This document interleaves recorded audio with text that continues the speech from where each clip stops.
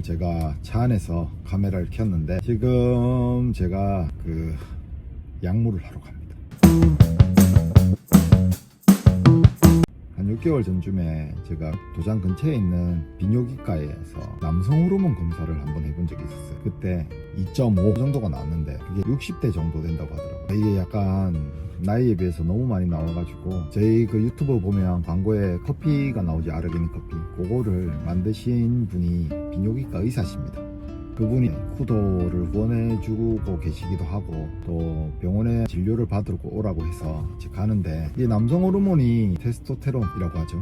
그게 운동할 때 밀접한 연관이 있다고 하는데 사실 제가 잘 모릅니다, 그런 부분에 대해서. 근데 확실한 거는 나이를 먹으니까 조금 의욕적인 부분이 많이 무기력감이 온다고 해야 되나? 그런 것도 있고, 저는 뭐 크게 그런 거 신경 안 쓰고 운동을 하고 있는데 확실히 이게 그런 부분들을 관리를 안 하면 조금 자기를 멘탈적으로 컨트롤하는 게 좀 힘든 것 같아요. 그래서 제가 한번 검사도 해보고, 요 영상을 보시는 대부분의 남성분들은 저보다 높을 것 같아요. 보통 사람들은 이제 운동을 하면 남성 호르몬 관리도 좀 쉬워지고 한다고 생각하는데 사실 제 입장에서는 이게 일이잖아요. 그래서 운동을 할 때 오히려 떨어질 수도 있는 것 같아요. 보통 사람들은 몸을 쓰니까 뭐 좋아지는 건 사실인데 그거보다 이제 대부분 운동량이 부족하다 보니까 운동을 하게 되면 기분도 활기차지고 그런 부분이 사실 더 좋은 건데, 저 같은 경우에는 이제 운동이 일이니까 운동을 할 때 기분이 좋아지는 거하고는 조금 거리가 멀다. 그래서 그런 부분들이 어떻게 작용했는지, 그리고 뭐 사실 그때 조금 작게 나왔다고 해서 내가 뭐 크게 관리를 하거나 그러진 않았거든. 그래서 한 명의 남자로서 그런 부분들을 한번 검사도 해보고 실질적인 데이터를 한번 보는 게 좋은 것 같습니다. 가서 검사를 해보도록 하겠습니다. 소변 보거나 이런 건 괜찮으시고요? 다 정상인데 자신감이 많이 결여됐어요. 근데 이게 운동하고 진짜 관련이 있습니까? 운동 관련이 많죠. 순간적인 힘을 기르려면은 어차피 남성 호르몬이 있으셔요. 뭐 근육을 빵빵하게 하는 것도 호르몬이 중요하지만 그보다 더 중요한 것이 순간적인 힘을 확 내야 하잖아요. 그러려면은 호르몬이 굉장히 한순간에 이렇게 딱 하시는 거니까 그렇게 힘을 내시려면은 호르몬이 좀 더 중요해요. 제가 그러면 수련이 부족해서 약해진 게 아니고 호르몬 때문에 약해진 것도. 그렇지. 나이가 이제 48세시면은 그 호르몬이 45세를 기준으로 떨어지기 시작합니다.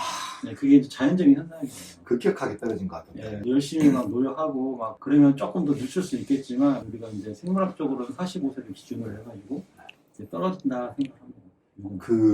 진짜 이거는 진짜 궁금해가지고 지인 의사분이 아니면 저도 네. 물어봐더라고요. 저희가 시합 때 낭심차기가 허용이 되거든요. 낭심차기. 네. 그게 보호대가 있어도 이제 안에서 진동이 팍 오면 아픈데 낭심차기를 맞으면 왜 아픈 건데 도대체?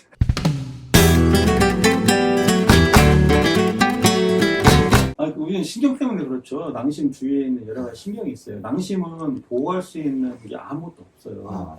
그래서 이렇게 이런 일반적인 장기 같은 경우에는 지방이라든가 가슴 뼈라든가 갈비 뼈라든가 이런 것들이 이제 보호를 해주는데, 낭심은 그냥 바깥쪽으로 노출이 돼 있다 보니까 전혀 보호 장비가 없어요.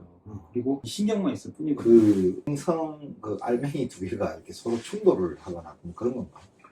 아니요, 때리면서 그 울림 때문에. 그것 때문에 호르몬 수치가 떨어질 수도 있나요?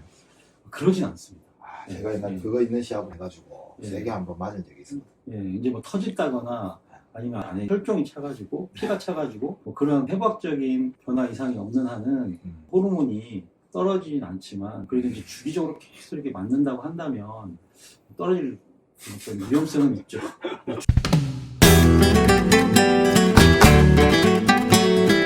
그러면 그 남성 호르몬 주사를 맞잖아요. 호르몬이 일시적으로만 늘어났다가 다시 이렇게 딱 똑같이 돌아가는 건 아닌가요?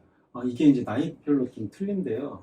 젊으신 분들은 치료 목적으로 맞아요. 처음에 호르몬이 떨어졌다 하더라도 그게 너무 이제 서서히 올라가다 보니까 저희가 중간에 호르몬을 좀 이렇게 줘가지고 스파이크 이렇게 올라가도록 한번 해주면은, 어느 정도 해주면은 그 다음엔 좀 떨어지지 않고 잘 유지가 돼요. 그래요? 젊은 호르몬적인 치료도 되네. 젊은 사람들. 예. 저는 젊은 편인가요?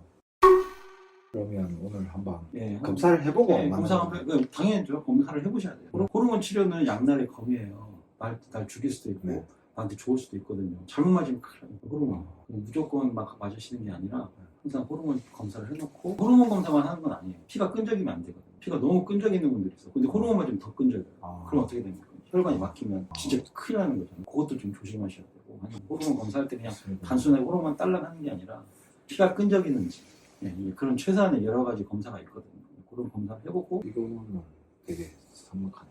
예. 이거는 이게 전립선. 전립선. 전립선 크게 보는 거든요. 이것도 사람마다 크기가 다른 줄 알았어요. 네, 나이가 드시면 커져요. 그래서 이제 40대를 기준으로 해가지고 전립선이 서서히 커져요. 나는 이게 2개 들어있는 그건 줄 알았어요. 그럼 그 검사는 어떻게? 피검사만 하시면 돼. 피검사 이제 결과 보고 결과는 저희 병원 같은 경우는 한 30분이면 나오고. 그래요? 어떻게 되는지 한번 좀 보시죠. 알겠습니다. 예전보다는 후반돈 양도 좀 자주 준 거. 참는게 좀 어려워집니다. 네, 확실히 화장실 가는 빈도가 좀 늘었다. 그거는 전립선 양절거리. 나이가 들면 원래 소변이 자주 마렵고 그런가요? 비대증에 의한 경우가 있고요. 나도 좀 그렇게. 염증에 의한 경우가 있는데 사모님 같은 경우에는 이제 비대증 생각하셔야 할 나이고.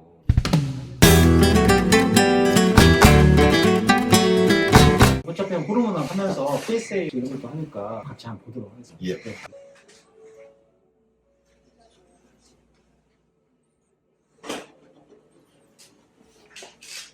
자, 이지영님 먼저 들어갈게요. 뇌파 검사하니까 예. 야한 생각하면 안 된다.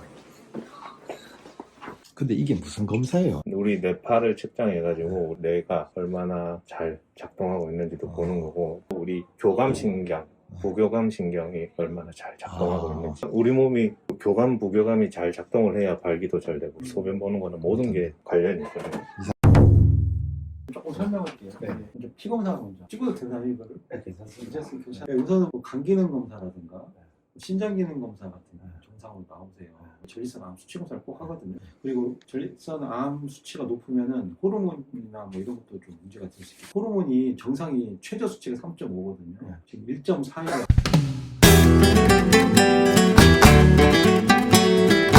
갱년기가 맞고요. 1.41요. 갱년기라고요. 예. 그러니까 이제 호르몬 장애가 왔습니다. 예. 사실 호르몬은 오전에 재는 게 맞아요. 오전에 공복에 재는 게 제일 좋은데 오후에 쟀을 때는 차이가 한 1.0 정도 차이 난다고 하네. 그래서 1.41이니까 2.4네. 그래도 1.0 합친다 해도 2.4에서 이거는 너무 낮으신 거예요. 이거는 어떻게 할 수가 없어요. 60대 비슷하다고. 그런 얘기 제가 들었어요. 예, 그렇죠. 이거는 이제 80대. 한 3년 전인데 3년 동안 몸은 20년인데. 보통 이제 70대 분들이 그래도 한 4.0은 유지하시거든요. 지금은 이제 그것도 훨씬 낮으니까. 네. 이제 호르몬, 이제 남성 갱년기가 오게 되면 이제 우울증이 옵니다. 남성 갱년기 우울증이라는 게 오는데, 그럼 그걸 우리가 어떻게, 물론 저는 이제 비뇨기과 의사지 전신과 의사가 아니다 보니까 간단하게 부교감 신경이 증가가 되면 우울증이 와요. 네, 그렇게 딱 생각을 하면 그냥 갱년기가 확실하구나 이제 이렇게 말 수가 있죠. 네. 그리고 운동을 하셔가지고 그래도 그 혈관도 검사는 괜찮으세요. 운동을 계속 하시기 때문에 그 혈류량은 항상 잘 유지가 되시기 때문에 좋긴 한데 스트레스는 뭐 누구나 좀 있으니까. 근데 제가 사실은 기억력이 단어가 생각이 안 나는 게, 저는 단순히 늙어서 그렇게 된다고 하니까 그거보다는 더 좀 심하게 좀 오셨을 많이 거예요. 심해요. 네. 이런 것도 그러면 그 호르몬 치료 같은 거 받으면 좀 정말 많이 좋아집니다. 그래요? 네, 많이 좋아지고. 열심히 오겠습니다. 예, 그렇게 하시죠. 네, 그거 검사해보니까 뭐 이렇게 호르몬 치료 받는 데는 별 문제는 없으실 것 같아요. 그래서 문제가 없는 게 꼭 받아야 되는. 잘 부탁드리겠습니다. 충분히 받으셔야 되고 엉덩이 주사 맞는 겁니다. 완전히 맞으시고 어차피 운동은 많이 하시기 때문에 아마 그대로 그냥 운동하시면 될 것 같고, 뭐 주사만 좀 맞으시면 아마 몇 번 맞다 보면은 어느 순간 이렇게 좀 힘쓰는 게 확실히 확 옵니다. 운동하시는 분들도 다 느껴요. 쿠도 이제 장치자분이 이제 쿠도 선생님인데 그분이 이제 돌아가시기 전에 그러니까 저한테 젊을 때는 좋은 스승을 만나야 되고 늙어서는 좋은 의사를 만나야 된다고 내한테 농담으로 계속 그 얘기 하죠. 아유, 잘 오셨습니다. 그래서 다행인 게, 저는 사실은 운동하면서 근골격계 질환들을 좀 많이 알았거든요. 아픈 데가 있으니까. 근데 그때는 가면 항상 검사는 괜찮다고 나와. 근데 몸이 안 좋으니까 사실은 더 황당했는데 이번에는 안 좋다고 나오니까 네, 그렇지. 어째 보면 더 행복한 것 같아요. 그래요? 마음은. 많이 하죠.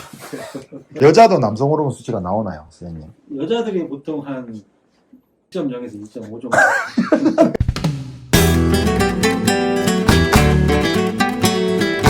제가 제가 굉장히 많이 느끼고 있었거든요. 근데 사실 그냥 나이를 먹어서 그런 건지 뭐 단순하게 생각했는데 이게 80대 호르몬 수치가 나와가지고 좀 충격을 받았습니다. 사실 제가 제자들한테도 늘상 하는 말이 있는데, 제가 가라데 할 때는 막 아프고 고통스러운 거를 막 견디고 이겨내고 하는 어떤 그런 마인드가 굉장히 멋있는 줄 알고, 옛날에 그렇게 막 제자들한테 다그치기도 하고 제 자신도 약간 고통을 즐겨보려고 하고 그랬는데, 그게 사실은 한계가 있더라고요. 사실은 좋은 컨디션에서 더 열심히 노력하는 게 훨씬 더 좋기 때문에 단순하게 의지로 극복할 문제는 아닌 것 같습니다. 오늘 치료받은 곳이 SU 비뇨기과라고 해운대 장산역 9번 출구에 그 스타벅스 있는 건물, 롯데시네마 건물이죠. 그 건물에 있는 의과인데, 선생님이 이제 쿠도에 관심을 가지시고 저희한테 에스카노 커피를 통해서 후원도 하신 분이라서 겸사겸사 갔었는데, 선생님이 굉장히 친절하시고 저를 걱정해 주시더라고요. 그래서 저는 여기서 치료를 계속 받아볼 생각입니다. 스테로이드 복용이나 어떤 약물 치료를 통해서 운동 퍼포먼스 올리는 거, 이런 얘기를 많이 들어봤죠. 제가 맞는 그냥 주사는 그냥 일반적인 치료용 주사라서 뭐 많이 다르다고 합니다. 건강에도 별 무리 없고, 검사를 통해서 호르몬 치료를 해도 치료가 가능하다는 걸 확인을 받고 하는 거기 때문에 제가 10번 정도 받아야 된다 하더라고요. 받아보고 어떻게 되는지, 또 성과가 있으면 다시 영상을 한번 찍어 볼 텐데, 나이가 많으신 분들이 많이 계시거든요. 그런 분들도 본인이 이제 의지가 없거나 몸이 약하다 이렇게 그냥 생각하지 마시고, 비용적으로도 크게 부담되지 않는 비용이니까 실질적으로 검사 한번 받아보시고 참는 게 능사가 아닙니다. 적극적으로 대처하면 좋을 것 같습니다. 오랫동안 즐겁게 운동할 수 있도록 일단 제가 먼저 한번 해보도록 하겠습니다. 감사합니다.